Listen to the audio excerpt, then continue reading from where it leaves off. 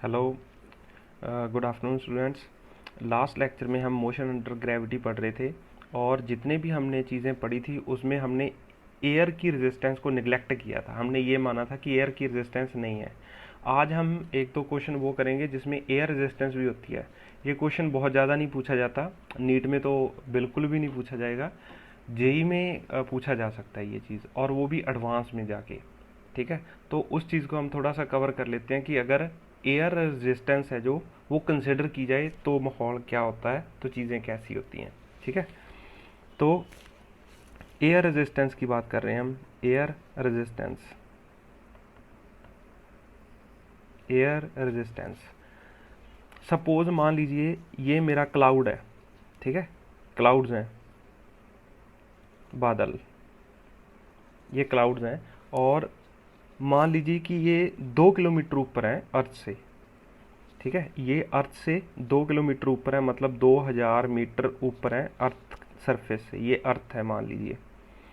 यहाँ से एक बूंद गिरती है। ठीक है, वाटर ड्रॉपलेट, वाटर ड्रॉप, और ये नीचे गिरती है। तो क्या आप बता सकते हो कि जिस वेलोसिटी से ये हिट करेगी इसको, अर्थ को, वो कितनी होगी? ठीक है, तो फाइंड वी।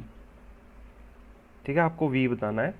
तो इसमें ये जो क्वेश्चन करेंगे इसमें हम एयर रेजिस्टेंस निगलेक्ट करेंगे। Neglecting, neglecting air resistance, air resistance. तो मेरे पास होता है v is equal to √2gh। Formula हमने सुना, देखा था फाइनल वेलोसिटी का, v is equal to √2gh। तो ये आ गया 2 × 1000 × 2000, तो मतलब आ गया 200 मीटर पर सेकंड। ये बहुत खतरनाक स्पीड है। ठीक है, ये बहुत खतरनाक स्पीड है। अगर इतनी वेलोसिटी से, वेरी डेंजरस स्पीड, अगर इस वेलोसिटी से बूंदें गिरें पानी की, तो आप ये मान लीजिए कि जिस जगह पे ये गिरेगी ना बूंद, वहाँ पे ये जख्म कर देगी आपकी। बट ऐसा तो नहीं होता, आप बारिश में जाते हो वहाँ पे जख्म तो नहीं होता आपके। ठीक है, तो क्यों नहीं होता? क्योंकि ये जो बूंद है ना, ये इस स्पीड को अचीव ही नहीं कर पाती। ठीक है, तो ये चलती है किसी और स्पीड से। हमने ये पूरा माना कि इसमें एक्सेलेरेशन जी है, इसके ऊपर लग रही, लगातार वो एक्सेलेरेशन लग रही है और ये बूंद नीचे आ रही है, और जैसे ही वो अर्थ सरफेस को स्ट्राइक करती है ये मेरे पास स्पीड हो जाती है। ये एक आइडियल केस है। ऐसा नहीं होता। क्यों नहीं होता? वो एयर रेजिस्टेंस के कारण नहीं होता। जैसे मान लीजिए मेरे पास ये वाटर ड्रॉपलेट है। ठीक है, ये रेन ड्रॉप है, रेन ड्रॉप। रेन ड्रॉप के नीचे एक फोर्स लगती है mg। जब ये नीचे आती है ना, तो इसके ऊपर एक एयर रेजिस्टेंस है, एयर तो प्रेजेंट है। तो जैसे ही एयर में वो चीज़ गिरती है, इसके ऊपर एक फोर्स लगती है। ठीक है, और उसको हम, उस फोर्स को नाम दे देते हैं -kv। माइनस इसलिए क्योंकि ये mg के ऑपोजिट लग रही है, उल्टी डायरेक्शन में, और ये बूंद नीचे चल रही है ऐसे। ठीक है, नीचे की तरफ mg और ऊपर की तरफ -kv फोर्स लगती है इसके ऊपर। तो होता क्या है, जब ये नीचे गिरती है तो एफ नेट, जो नेट फोर्स लगती है इसके ऊपर, वो होती है mg -kv। ठीक है, ये फोर्स लगती है। तो जब मेरे पास क्या होता है, when mg becomes, when mg और kv इक्वल हो जाए, when mg is equal to kv, मतलब इस फोर्स, इस बूंद पे जितनी फोर्स एयर ड्रैग की वजह से लग रही है, इसको हम कौन सी फोर्स बोलेंगे? ये जो है, ये एयर रेजिस्टेंस या एयर ड्रैग की वजह से फोर्स है। ठीक है, इसे हम बोलते हैं force due to air resistance, resistance या एयर ड्रैग बोलते हैं। ठीक है, एयर ड्रैग, उसके कारण ये फोर्स लगती है।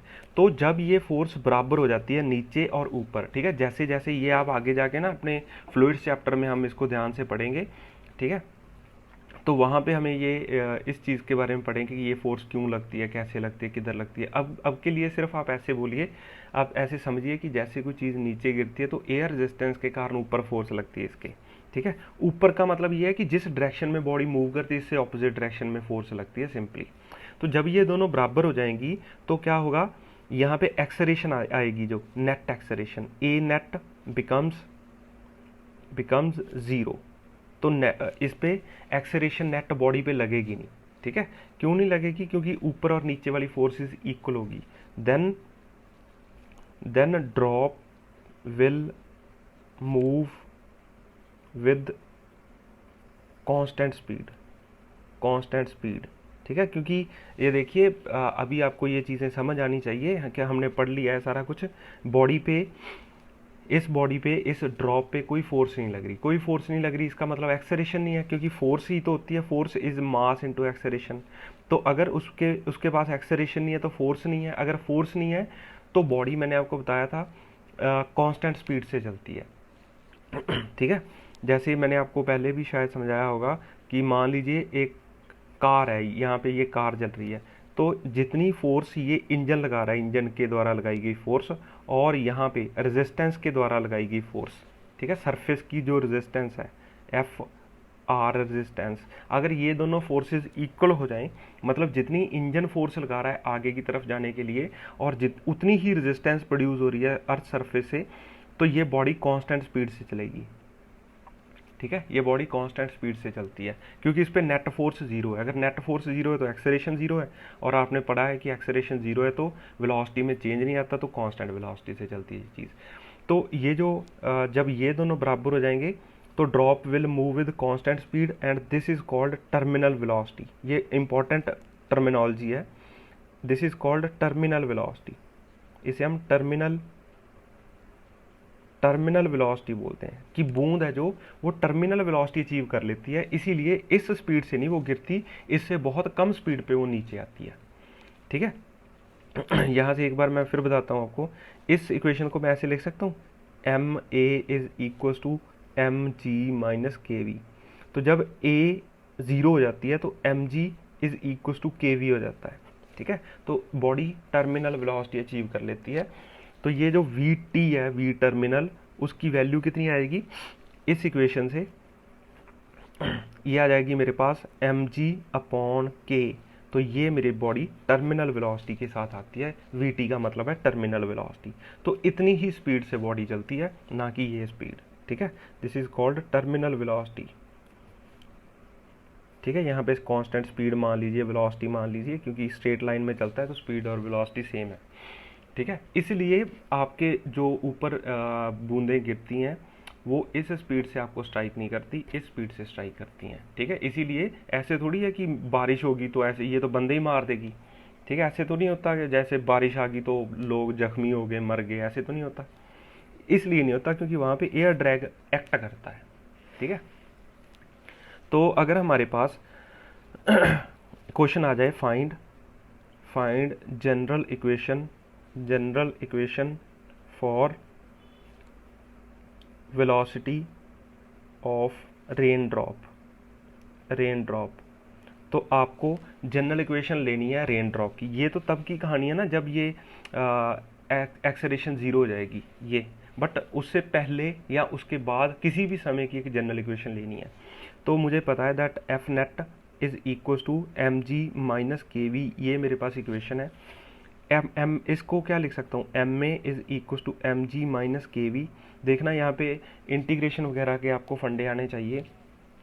तो एक्सेलरेशन को क्या लिख सकता हूँ मैं, ये एम नीचे आ जाएगा तो G minus K V upon M आ गया। तो एक्सेलरेशन को मैं क्या लिख सकता हूँ, D V by D T. ठीक है, इसको लिख सकता हूँ मैं D V by D T. तो D V divided by G minus K V upon M, या इसको ऐसे लिख लेते हैं, एम जी अपॉन ऐसे कर लेते हैं। तो यहाँ पे मेरे को ऐसे लिखना चाहिए, D V upon M G minus K V, और यहाँ पे डी टी अपॉन एम। तो दोनों तरफ इंटीग्रेट कर देंगे हम। ठीक है, एम इधर रहेगा, डी टी को मैं ऊपर ले गया, ये ऊपर वाली टर्म मैं नीचे ले आया। समझ आया, ए को मैंने ये D V by D T लिख लिया था। अब मेरे को इंटीग्रेट करना है। जब समय ज़ीरो था तो वेलोसिटी ज़ीरो थी, क्योंकि ये वहाँ से रेन ड्रॉप होती है ना, ये जो रेन की ड्रॉप है वो वहाँ से चल रही है, जस्ट स्टार्ट हो रही है, तो वेलोसिटी ज़ीरो, और टी टाइम पे उसकी वेलोसिटी वी हो जाएगी। तो इसकी अगर मैं इंटीग्रेशन करूँगा तो मेरे पास क्या आ जाएगा, इसकी इंटीग्रेशन आ जाएगी log natural M G minus K V, और होल के नीचे, पूरे के नीचे माइनस के आ जाएगा। ठीक है, ये क्यों आया, देखिए 1 बाई, ये ऐसे होता है ना, डी एक्स अपॉन एक्स की 1/x की इंटीग्रेशन होती है लॉग नेचुरल x, और अगर मेरे पास है डी एक्स अपॉन 2x, इसकी इंटीग्रेशन आ जाएगी लॉग नेचुरल 2x, और फिर नीचे रख के इस 2x की डिफ्रेंसिएशन करते हैं तो 2x की डिफ्रेंसिएशन 2 आ जाएगी।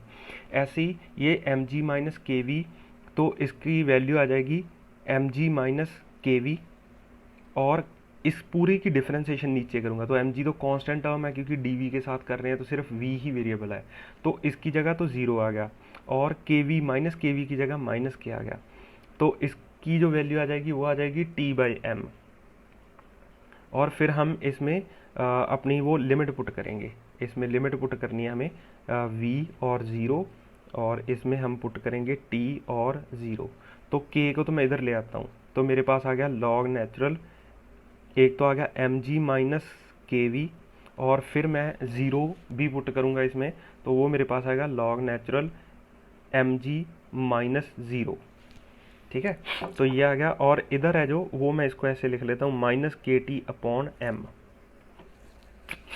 तो ये आ गया। इसको मैंने आपको सिखाया था लॉग जब सब्ट्रैक्ट होता है तो ये आता है mg minus K V upon mg, ऐसे लिख सकते हैं हम इसको, और यह है minus K T upon M. तो हम अब एंटी लॉग लेंगे बोथ साइड्स। ठीक है, taking anti log both sides, taking anti log both sides, तो मेरे पास क्या आ जाएगा, ये आ जाएगा mg minus K upon mg is equal to E raise to power minus K T upon M, ये आ गया मेरे पास।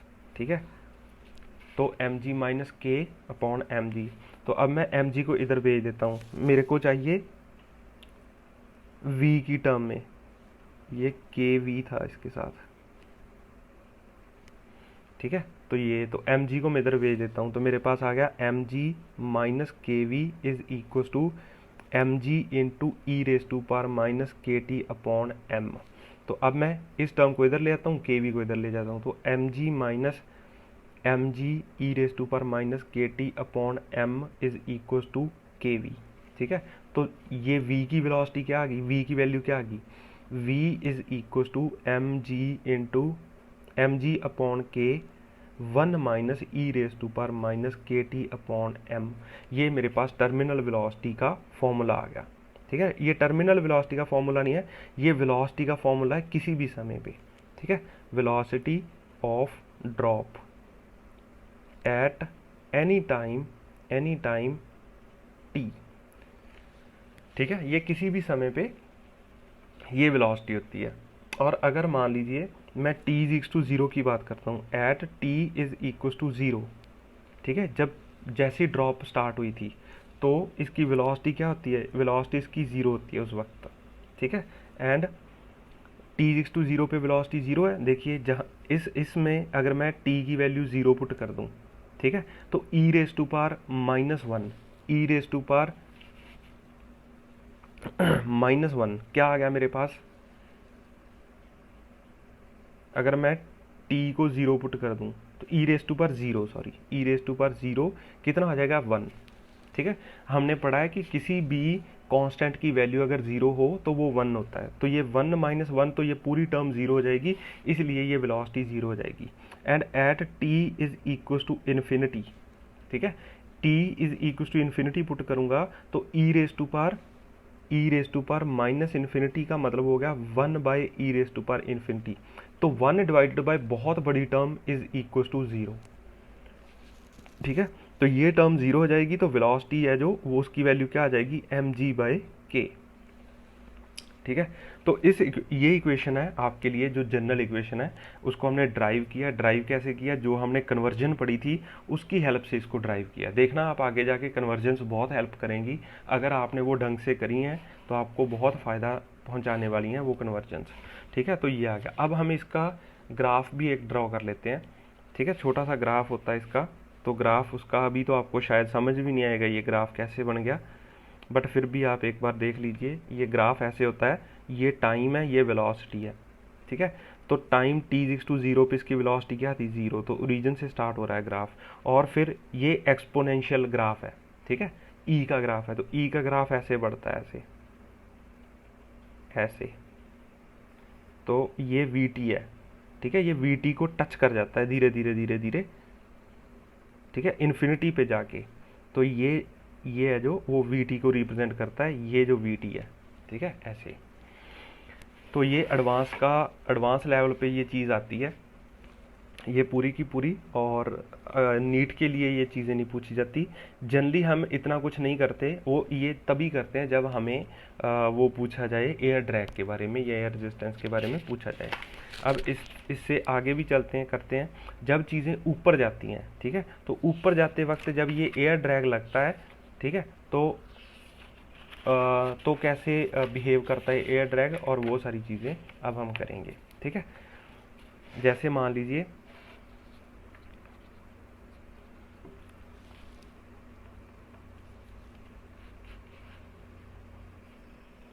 जैसे ये मेरे पास कोई बॉडी है।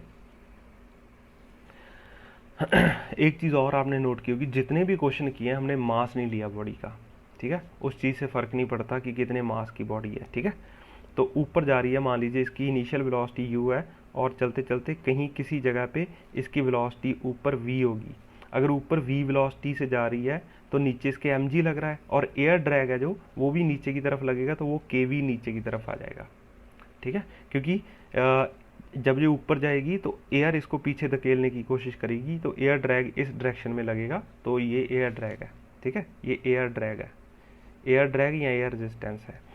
तो मेरे पास एफ नेट की वैल्यू क्या आ जाएगी, F net is equal to minus M G plus K V. ये माइनस क्यों लिया, क्योंकि देखिए ये बॉडी ऊपर की तरफ जा रही है, ठीक है, और नेट फोर्स है जो वो, ये तो हम नीचे वाली फोर्सेस लिख रहे हैं।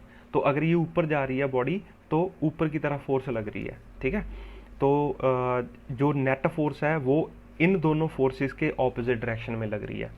तो M A is equal to minus M G plus K V, ऐसे आ जाएगा मेरे पास। तो एक्सलेरेशन को मैं क्या लिख सकता हूँ, यह आया M G plus K V upon M, तो ये आया नेगेटिव। तो एक्सलेरेशन को मैं लिख सकता हूँ D V by D T is equal to minus M G plus K V, ये ब्रैकेट में, अपॉन एम। तो ये डी वी, यहाँ पे के वी है, तो D V upon M G plus K V is equal to minus D T upon M. तो दोनों तरफ इंटीग्रेट करेंगे। टी इज टू 0 पे इसकी वेलोसिटी u थी, और T is to T time पे इसकी वेलोसिटी v होगी। तो ये हम जनरल इक्वेशन लिख रहे हैं कि किसी भी बॉडी की किसी भी टाइम t पे वेलोसिटी क्या होगी अगर उस पर एयर ड्रैग एक्ट कर रहा है, तो ठीक है। तो अब इसको आप खुद सॉल्व कीजिए एक बार, और फिर सोल्यूशन देखना है इसका, ठीक है।